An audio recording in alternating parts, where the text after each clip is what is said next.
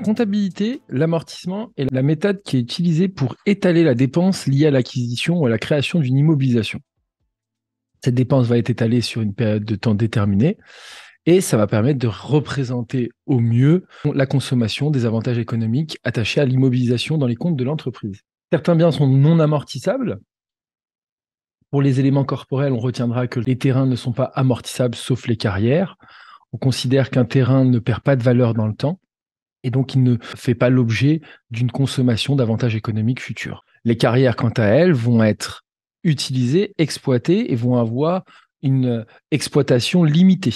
Et donc on pourra amortir la carrière. Pour les éléments incorporels, par principe, les fonds de commerce sont non amortissables, les titres de participation, le droit au bail, le droit de propriété industrielle, notamment par exemple les marques, puisqu'on considère qu'une marque est destinée à rester dans le temps et sur une durée quasiment illimitée. Bien sûr, tout ça reste théorique. Nous travaillons sur l'amortissement comptable, qui est tenu en comptabilité, et il va suivre certaines règles, notamment la base amortissable, puisque la base amortissable va être égale à la valeur d'origine moins la valeur résiduelle.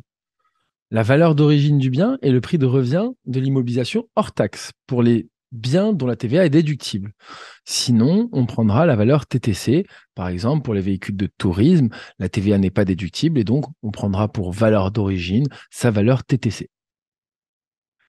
Lorsque l'on achète une immobilisation, son prix de revient correspondra au prix d'achat, diminué des rabais, remises, ristournes, des escomptes de règlement, auxquels on ajoutera tous les coûts engagés pour sa mise en fonctionnement dans des conditions normales.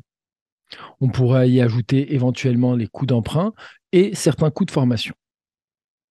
Le prix de revient d'une immobilisation créée sera égal au coût d'acquisition des matières et fournitures consommées pour sa fabrication, auquel on ajoutera les charges directes ou indirectes de production, les coûts d'emprunt éventuels et les coûts de formation éventuellement affectés.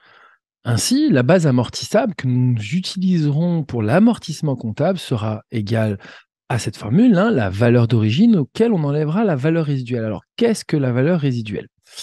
La valeur résiduelle est définie comme étant le montant que l'entreprise pourrait obtenir de la cession du bien sur le marché à la fin de son utilisation, moins les coûts de sortie. Ici, on se projette. On se projette si l'immobilisation a une durée d'utilisation de 5 ans, eh bien, on estime combien elle vaudra dans le futur, à l'issue de ces 5 ans. Et cette définition, elle est souvent demandée, il faut la connaître et pouvoir la retranscrire.